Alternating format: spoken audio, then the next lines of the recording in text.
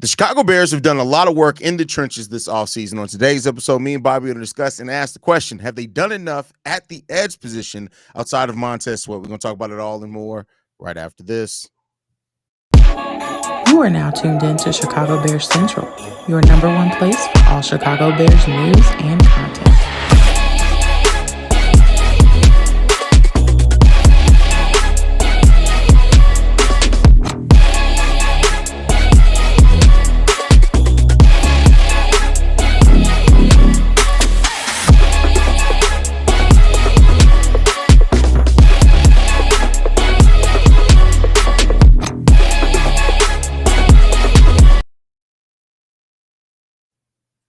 What's going on, Bears fans? Welcome to another episode of Chicago Bears Central, your number one spot for everything Chicago Bears related. We got Bobby, myself, Hayes in the building today. Bobby, after taking some podcast PTO, how's it feeling, bro? Feel good, bro. I'm happy I don't want no more kids. I heard that. I definitely heard that. That's actually hilarious.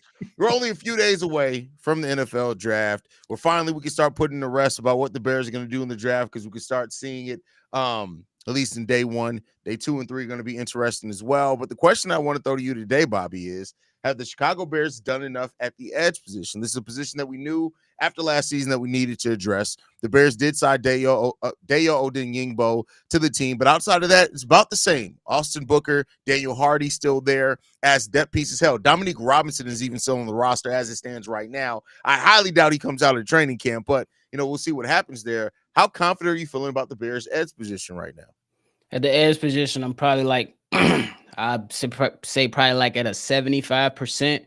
It's just because of the unknowns. Like we seen Austin Booker show a little bit here and there with the limited time that he received on the field. Daniel Hardy, I believe, had an outstanding preseason, but that was just the preseason because we didn't see him much during the regular season. Dayo, I believe he's a very good pickup, but only 3 sacks last season. You know what I'm saying? 8 the previous year. So, there could be some potential upside on that. But I still believe that the Chicago Bears need to go ahead and add more pass rushers. I do think that guys like Javon Dexter will be an outstanding help in the inside along with Grady Jarrett. But I still will go out in this draft and attack that edge because you want some more dogs to evaluate on this team. And I like Austin Booker. I like what he looked like in the season in his limited minutes. But you gotta find something that's a sure thing for sure, especially with the way that Dennis Allen is going to evaluate these guys. You need somebody that's going to be able to get the quarterback on the ground. Now, I completely understand where you're coming from, but what if Dennis Allen does evaluate this as enough? You said evaluate as a what? As enough. What if he does evaluate what we currently have at the edge position as? Then enough? We got to trust in the coaching. I think that this is a star-studded coaching team. I believe there's a lot of good experienced coaches that we have on the staff, and then we just gonna roll with the punches and see what's to it. Me personally, I would like to see if we can probably grab another one in this draft, maybe earlier, maybe in the second round, maybe. But hey, if they say that we good to go, we just gotta hope that the results come, because I know that the way that Dennis Allen is going to run it is not just going to be predicated on his pass rushers, but on those downs that he wants to drop 7 back, 4 guys on that line. With all those stunts and everything that Dennis Allen is going to call up, somebody got to get back there and hit that quarterback. Otherwise, we going to run into those issues again of 3rd and 12 being converted, 3rd and 8 being converted. And those are the downs we want teams to be off the field so the offense and Ben Johnson and Caleb Williams and those guys can go and put points on the board. Yeah, I mean, we've seen it, right? You need that pressure, and under Matt Eberflus system, like he always talked about how the pressure from the middle was the most important. Under Dennis Allen system is bringing pressure on the quarterback from every position possible and rotating that, right? This is a very different mentality about it. Like he wants to bring it from the edge, he wants to bring it from the linebacker, from the secondary. He's going to want to bring in pressure and mix it up to keep offenses on their feet. And that is why I am surprised. Like the Dayo Odeyingbo signing, I loved it. Like especially when I looked into the per snap production, all that. Like it's really, really good, but it doesn't feel like enough. Now, unless they're expecting Austin Booker to make a great and a big leap in year 2, which we saw out of Javon Dexter last year, for example, maybe that changes some things. But as it stands right now on paper, it does seem like we need a little bit more, and I don't see us counteracting the lack of edge, the pressure from the edge with even interior defensive line pressure right now as things stand. I think we're going to be really good there, but I think we do need a little bit more to get over the top. Yeah, it's gonna be. It's for me. It's always a good thing to have guys that you can rotate in and out of that defensive line. But it's also gonna be a good thing because of the versatility that the Chicago Bears have at their hands. I know there's speculation that Javon Dexter might be being placed at the edge. I don't necessarily see that, I but don't see that Dayo either. is one of the guys that I believe you can work inside and outside. And then that pressure, that straight line pressure.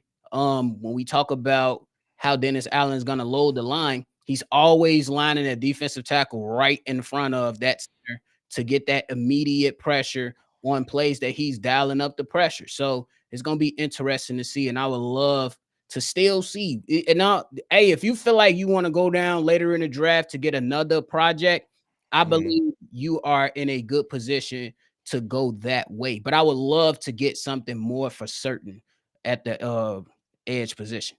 Who are you looking at right now in this draft that you think would complement what we have going on? And keep in mind too, like unless they are look like it depends. It's hard to evaluate because if they really do see Austin Booker becoming a starting edge in this league, maybe they don't address it as high up, but maybe they just go overall talent. But who are some of the guys that are standing out to you?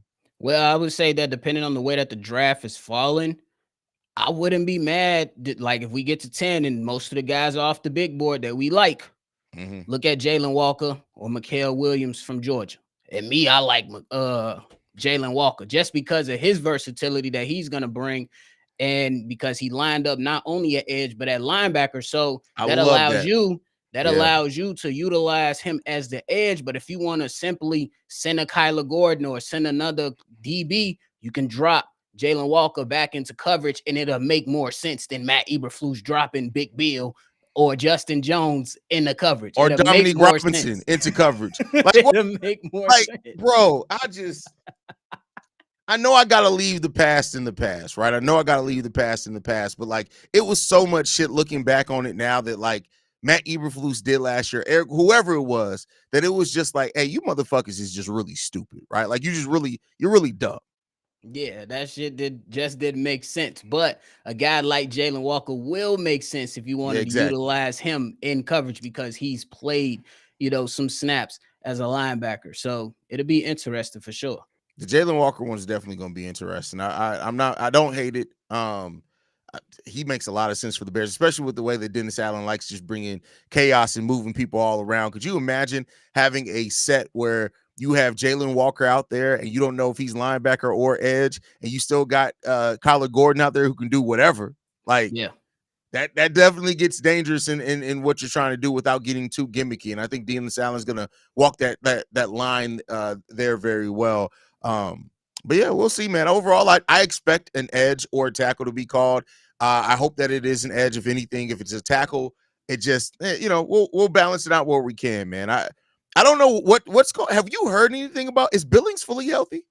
I haven't heard anything about Billings, to be honest, and I don't know why Steve-O can't get in. Is that Steve-O? Yeah, I don't know. But he wants to join the stream. Since when does he need the permission to be added to the stream? That's what I was saying. I don't know. But hey, I haven't heard anything about Big Billings. But I'll imagine that she should be ready. He should be ready. It was a pec injury, right? Yeah. So he should be ready at least for the start of the season, and then they'll be I think he should be fine, getting ready to come in and fit the bill. Yeah. No pun intended. We'll see there. Now, something else that you brought up while we were preparing this episode was that the Raiders GM talked a little bit about potentially going after a running back, and is that a ploy right now? What do you think about that? Is that the Raiders kind of playing a little coy with it? I think it could be a way to play a little coy, but I also think that it could be real because Pete Carroll, he's a guy that wants to run the ball first. He wants to run the rock, and you see Geno at his best by having a strong running game first because how well he can perform in play action. And what better way to go and get the best running back in the draft and I don't necessarily think it'll be a bad move for them, but I will ask them, okay, so you want the best running back in this draft, but what about your offensive line that still needs work? So it could be, something that you're serious about, or it could be, hey, Chicago Bears, we've seen the reports that you're in love with Ashton Jeanty. We want more capital. And nobody's really talking a lot about this draft. They're saying all the players are pretty much mashed up towards the end of the first round and going into that second. There's not really players that are, heads and shoulders over others after you get past 10. It could be a way for the Raiders to say, hey, Chicago Bears, if you really love Ashton Jeanty, give us a call. It can go either way. He says, no, I'm here. Y'all just loading. That's weird. Yeah, that's crazy. Yeah, we got to get you off that Chromebook, my boy. We got to get Steve on a Windows joint. Fund me. Nonetheless, I mean, I don't know. The Raiders are such a weird team here because they can go so many different ways. You've heard running back. You've heard that they want to shore up the trenches. Even Shedeur Sanders has been mentioned as a possibility there. I don't think the Raiders really know what they're going to do, or if they do know what they're going to do, add to the stream. I've never had to add you to the stream before. Crazy as ever.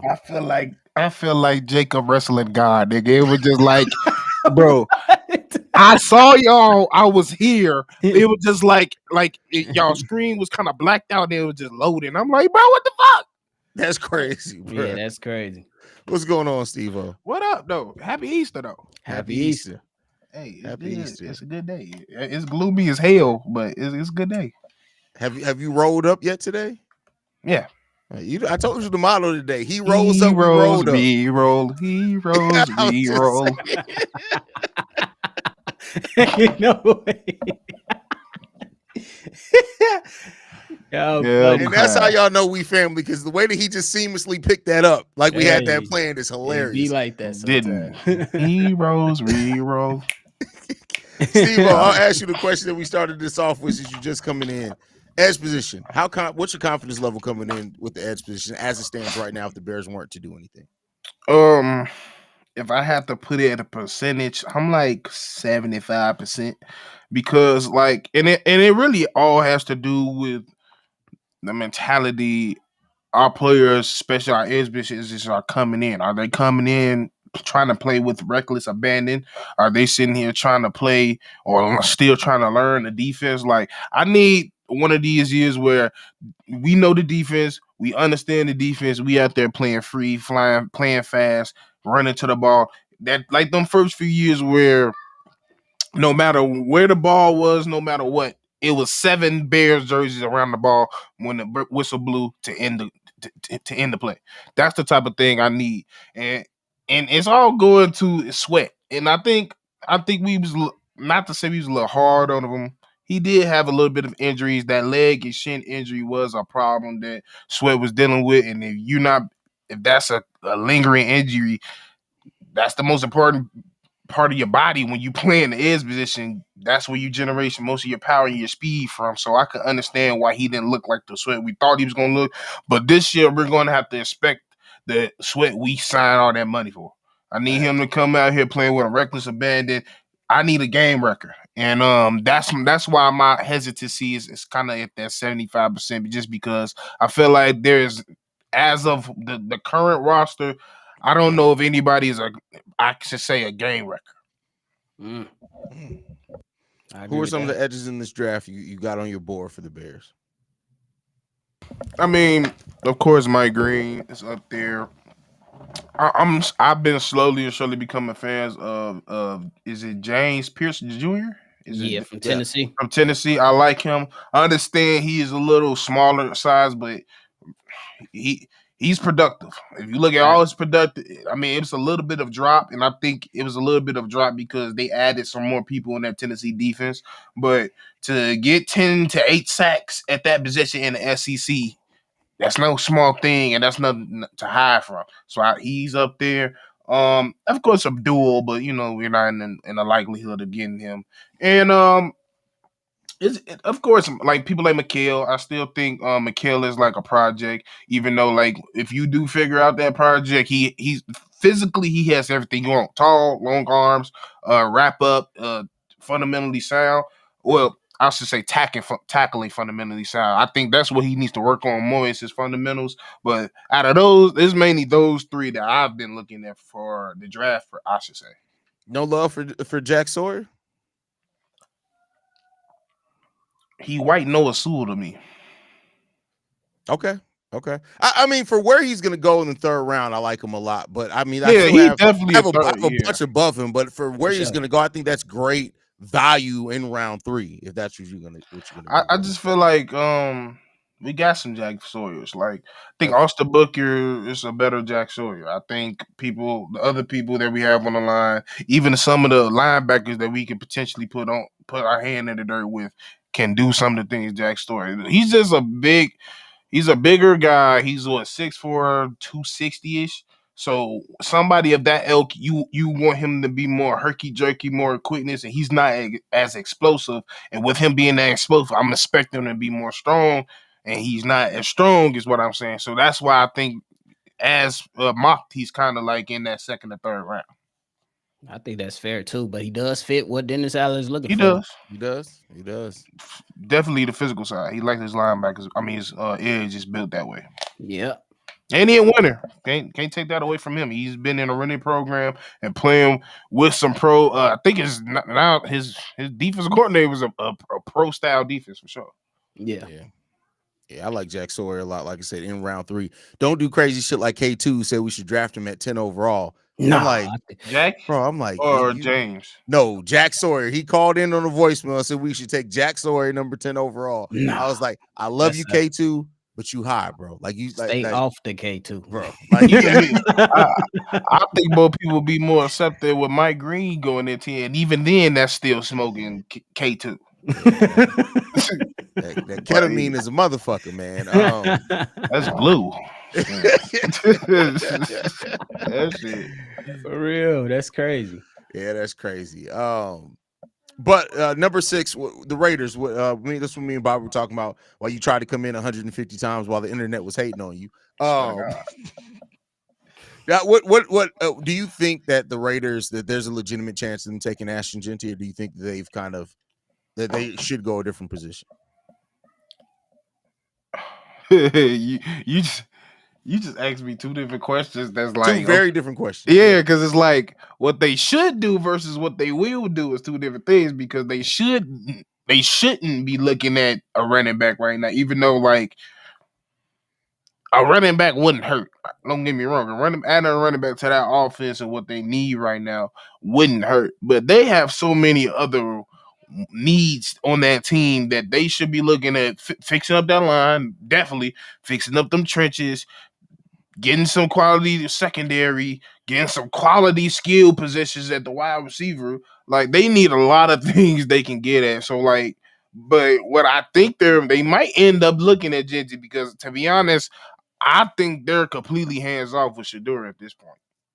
Because I think that was I mean, I could be wrong. Like they could really be smoke screening it because everybody talking about him going to Saints, which is probably a lock if he does get past 8. So, but if it's as quiet as reality is showing, I will say I don't know if they're looking at Shedeur anymore. I agree with that 100% because I think that the Giants, I know that they just did I thought they was only bringing in Shedeur for a last second workout, but they actually brought in guys like Jalen Milroe. And I honestly think that it actually makes more sense for them in the second round to draft a Jalen Milroe, simply because right now you're in a position to where you don't even know if you want your GM or head coach here for the foreseeable future. And we seen our Chicago Bears kind of, take a step back with Caleb's development and letting Matt Eberflus stay here the first year with Caleb Williams. And you don't want Shedeur behind Brian Daboll with him being on the hot seat. You want a fresh new start. And I think that if you come in with the intentions of saying, hey, Russell Wilson, Jameis Winston, go out there and just do what the hell y'all got to do. And you allow Jalen Milroe to just kind of sit behind those guys. You allow him to get I would say per se, a fresh start if you do decide to go in a new direction with after this season by letting go Brian Daboll and the GM. So I think that makes more sense. Here's my thought process. At this point, because the draft, I don't give a fuck anymore. I'm tired of talking about like real. Yeah, All jokes aside, we happy like, the week is here. like, bro, I'm so happy draft week is here, bro. Like, I'm so over all this speculation and everything. And don't get me wrong, it's really good conversation to have because this it's so much fluidity in this draft, in that top 10. The Bears themselves have so many options and so many different players you can convince yourself make sense for the team and don't make sense for the team or whatever else. But I'm just happy that here in 4 days, we will know exactly what the hell is going on so we can stop talking about it. That's a fact. That's a fact. I've been tired of it. I'm tired of all these scenarios. I'm tired of all these wish woulds, what could, what maybe happen, bro. Just let's go. We already got to go to funk ass Green Bay to have this shit. Let's get it over with. That's a fact. And we've been talking about all 32 teams on NFL Central. All 32 teams and what they've been doing. But hey, y'all know how now I feel doing NBA Central, bro. There'll be sometimes I just be like, listen, I don't give they a fuck stupid. Bro, that's I listen. That's what I got to get off when the Suns fired the coach. Like that whole video is me just calling the whole franchise stupid for 20 minutes. I finally got to get that off. I needed that, bro. That was cathartic. I needed all of that. But yeah, man. So draft is right around the corner. Anything left, fellas, before we get up out of here, man? I don't know what's in the basketball air, but this shit ridiculous. The last few days, I don't know what's going on. Ja, fix it. NBA, fix it. Cause this is some bullshit. For real. That shit was disgusting, bro. Like that game was literally over with by 5 minutes into the second quarter, bro. That's crazy. That is crazy. And Gerald Jackson, you need to donate your money to somebody's family because you do not deserve your game check. You had 2 points at halftime. Bro, that was the worst game of Jaren Jackson Jr.'s career, bro. And it may be the worst game of a defensive big that I've ever seen in my life. Ever. I almost want to feel like, did something happen? Did they get some news before that game? Because the way they look like us. Like that's so bad. Bro, everybody, I mean, listen, and Ja wasn't that much better either. I know he scored 17 points. He was terrible. Ja was 6 for 17.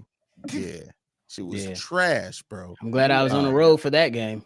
Bro, you ain't missing nothing, bro. UFL. looking at the damn concrete on the road was better than looking at that shit, bro. Like, I'm just good, bro. I would rather watch paint dry than watch that game again, man. That was bad. That was bad. Yeah, that was terrible.